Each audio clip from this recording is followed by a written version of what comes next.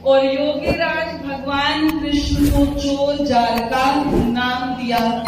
योगीराज कृष्ण ऐसे महापुरुष हैं जिनको दुनिया में सबसे ज्यादा बदनाम किया गया है, सबसे ज्यादा। हम केवल और केवल यही तक सीमित रहे, रामा रामा हरे हरे और हलवा चाटो पड़े पड़े।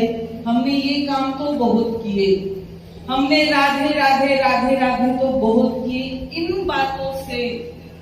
इन बातों से वो योगीराज कृष्ण जिन्होंने पांडवों को विजय दिलाई, जिनका ये संकल्प के जो खंड खंड भारत है, अपने अलग अलग राज्य बना करके बैठे और भोग विलासिता में व्यस्त है, कोई चिंता नहीं है, अपने ही हित के बारे में सोच रहे हैं।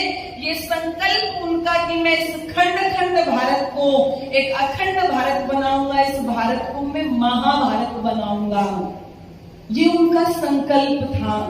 यदि उनकी नीतियों पर हम चल रहे और ध्यान रखना, यदि योगीराज कृष्ण की नीतियां अपना लेते तो इस देश को 1000 वर्षों की गुलामी ना भुगतनी पड़ती, कभी ना भुगतनी पड़ती। वो योगीराज कृष्ण की नीतियां जिन्होंने ना जाने कितनी बार गलत होते हुए बचाया है। जब महाराज युधिष्ठिर युद्ध करते करते घायल हुए और वो अपने शिविर में चले गए, और अपने शिविर में जब चले गए युद्ध समाप्त हुआ, और युद्ध जब समाप्त हुआ तो अर्जुन भी मिलने के लिए गए, योगीराज कृष्ण भी साथ थे। और वो इतनी पीड़ा युधिष्ठिर जी के मन में थी, तो युधिष्ठिर जी ने अर्जुन से कहा, क्या कौरवों की सेना का अंत तुमने कर दिया? क्या कौरवों की सेना का अंत कर दिया तुमने? कहा अभी तो नहीं किया। तो एक बात कही कि युधिष्ठिर जी ने एक बात कही, अर्जुन धिक्कार है तुम्हारे गांडीव को, धिक्कार है। और अर्जुन जी का ये संकल्प था कि यदि किसी ने मेरे गांडीव के बारे में कुछ भी कहा तो मैं उसके प्राण ले लूंगा, और अर्जुन मारने के लिए दौड़े युधिष्ठिर जी को। योगीराज कृष्ण बीच में आए और कहने लगे, तुम्हें मारना है युधिष्ठिर जी को, मारना है। युधिष्ठिर तुमसे उम्र में बड़े हैं, और जो हमारे से उम्र में बड़े होते हैं हम उनको क्या कहते हैं? हम उन्हें आप कह करके संबोधित करते हैं। अरे यदि युधिष्ठिर को मारना ही है तो बस एक बार तू कह दे, युधिष्ठिर तो इतने में ही मर जाएगा, बस तू कह दे एक बार अपने से बड़े को। वहां पर अर्जुन का गुस्सा शांत हुआ, युधिष्ठिर जी का गुस्सा शांत हुआ। इतनी बड़ी दुर्घटना होने से बची किसके कारण? केवल और केवल योगीराज कृष्ण जी की नीति के कारण। उस घटना को कौन भूल सकता है जब ये कहा गया कि जब तक द्रोण युद्ध करते रहेंगे पांडव कभी युद्ध को जीत ही नहीं पाएंगे। और द्रोण अपने हथियार कब त्यागेंगे? तो कहा कि यदि कोई उनको ये कह दे कि उनका बेटा अश्वत्थामा मारा गया है तो द्रोण अपने हथियार त्याग देंगे और युद्ध को जीतना बहुत ज्यादा आसान हो जाएगा। तो किसी ने कहा कि द्रोणाचार्य तो युधिष्ठिर की बात पर विश्वास कर सकते हैं, उन्हीं से कहिए कि वो जाकर के कहें कि आपका बेटा अश्वत्थामा मारा गया। अब युधिष्ठिर जी कहते मैं तो झूठ नहीं बोलूंगा। कहा कोई बात नहीं, एक अश्वत्थामा नाम का हाथी भी था, आप ये कह देना जाकर के कि अश्वत्थामा नाम का हाथी मारा गया। कहा कि ये तो मैं कह दूंगा। और जब युधिष्ठिर जी वहां पर गए और ये बात जब कहने लगे कि अश्वत्थामा हाथी मारा गया, अश्वत्थामा शब्द को द्रोणाचार्य ने सुना, और जब हाथी शब्द बोलना था तो बहुत ज्यादा आवाज वहां पर कर दी गई कि द्रोणाचार्य को हाथी शब्द सुने ही ना। और वही हुआ, द्रोणाचार्य को हाथी शब्द सुनाई नहीं पड़ा और उन्हें लगा कि उनका बेटा मारा गया है। तो वहां पर द्रोणाचार्य युद्ध से पीछे हट जाते हैं। ये नीतियां, क्या इन्हीं नीतियों की वर्तमान समय में जब हम अपने देश की हालत को देखते हैं तो क्या इन नीतियों की आवश्यकता नहीं पड़ती? क्या इन नीतियों की आज जरूरत दिखाई नहीं देती? योगीराज कृष्ण की इन्हीं नीतियों को अपनाने की आवश्यकता है। यदि हम योगेश्वर कृष्ण को मानते हैं तो जितना प्रेम योगेश्वर कृष्ण को गौ माता से था, हमें वो प्रेम दिखाने की आवश्यकता है।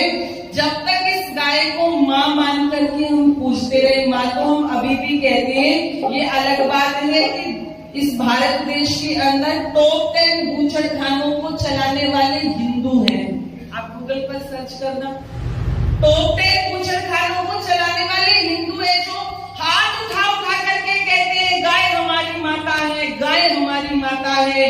बड़े बड़े आंदोलन चल रहे हैं, वोट लिए जाते हैं गाय माता के नाम पर, और जब सड़कों के ऊपर कागज खाती है, सड़कों के ऊपर पॉलीथीन खाती है, लोगों के डंडे खाती है, तब हमें गाय माता में कृष्ण दिखाई नहीं देता, जो कृष्ण उन गौओं को अपने हाथों से चराने के लिए जाते थे। वो उनको चराने के लिए जाते थे। आर्य समाज यही तो कहता है हमेशा से ही कि यदि तुम उस योगीराज कृष्ण को अपने जीवन में अपनाना चाहते हो तो उनके आदर्शों पर चलो, उनके चित्र की नहीं, उनके चरित्र की पूजा करो। और यदि ये आप करेंगे तो निश्चित रूप से योगेश्वर कृष्ण की पूजा होगी। हम यही तो आप लोगों को कहना चाहते हैं कि जो कृष्ण अपने जीवन में योगी थे, जो गृहस्थी होते हुए भी ब्रह्मचर्य व्रत का पालन करते हैं, जो दूसरों को प्रेरणा देने वाला है, लेकिन इस देश के अंदर लिव इन रिलेशनशिप का कानून आ जाता है। क्या है लिव इन रिलेशनशिप? कि विवाह से पहले लड़के और लड़कियां पति पत्नी की तरह एक साथ रह सकते हैं। उनका मन करेगा तो बाद में विवाह करेंगे, और उनका मन नहीं करेगा तो बाद में विवाह नहीं करेंगे। किसी ने प्रश्न पूछा कि जिस देश के अंदर योग की प्रवृत्ति रही हो, उस देश को आप ये भोगी क्यों बना रहे हैं? ये विदेशी संस्कृति हमारे देश में लाने की कोशिश क्यों की जा रही है? तो क्या कहते हैं, कौन सी विदेशी संस्कृति? अपने योगेश्वर कृष्ण को भूल गए, जो प्रेम राधा से करते हैं, रासलीला गोपियों से रचाते हैं, विवाह किसी और से करते हैं, उपजा से संबंध बनाते हैं। तुम कौन सी संस्कृति की बात कर रहे हो? यदि आर्य समाज ना हो तो इन प्रश्नों का कोई उत्तर देने वाला है क्या? केरला स्टोरी फिल्म आई, उसमें वो जो मुस्लिम लड़की है वो उन हिंदू लड़कियों को कहती है तुम्हारे कैसे भगवान है जिनका हर दूसरी लड़की से जिन्हें प्यार हो जाता है, जिन्हें हर दूसरी लड़की पर जिनका दिल आ जाता है, जो रास रचाते हैं। इन प्रश्नों का उत्तर कौन दे सकता है आर्य समाज के अलावा? और ध्यान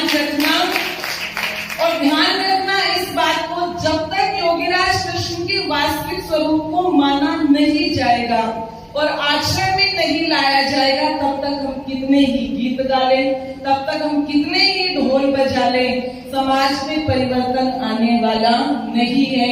इसीलिए वो अंग्रेजी लेखक एक बात कहता है, मुझे समझ नहीं आता कि जिस देश के पास श्री राम और श्री कृष्ण जैसे महापुरुष हुए हो, वो देश गुलाम कैसे हो सकता है, गुलाम कैसे रह सकता है इतने हजार वर्षों तक। तो कहा कि जब मैंने पढ़ा तो मुझे पता लगा कि इस देश के लोगों ने उन्हें माना तो सही, लेकिन उनकी बातों पर आचरण में लाने का प्रयास नहीं किया, जिसका कारण ये हुआ कि इतने अद्भुत महापुरुषों के रहते हुए भी ये देश गुलाम हुआ, ये देश गुलाम हुआ।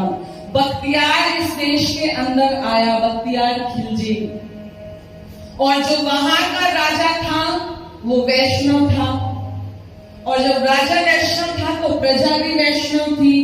समय बदला, राजा को बदल दिया गया, और जो दोबारा राजा बनाया गया वो शैव मत का बनाया गया। और जब शैव मत का बनाया गया, उस समय वो परिस्थितियां की शैव मत वाले वैष्णव वालों के साथ में ऐसे रहते थे, 36 का आंकड़ा बोलते नहीं थे, मारने काटने को तैयार रहते थे। और बख्तियार खिलजी ने आक्रमण किया। किसी ने ये कह दिया कि जो राजा है ये तो अपनी सेना को लेकर के जाएगा, सेना को लेकर के जाएगा। भगदड़ मच गई लोगों में कि यदि राजा ही जाएगा तो हमारे तो औकात ही क्या है। किसी ने भी हथियार नहीं उठाए, सब भाग गए वहां से। बख्तियार खिलजी ने बिना रक्त की एक बूंद बहाए, बिना रक्त की की एक बूंद बहाए पूरे राज्य पर कब्जा कर लिया। आर्य बंधुओं, ये कहानी नहीं है, ये हमारा इतिहास है, ये हमारा इतिहास है। यदि आज भी हम ऐसे ही उन्हीं बातों पर चलते रहेंगे, यदि हम अपने इतिहास की भूलों से शिक्षा नहीं लेंगे, महापुरुषों के अनुसार चलने का प्रयास नहीं करेंगे, तो वही स्थितियां आज भी बन सकती है। तो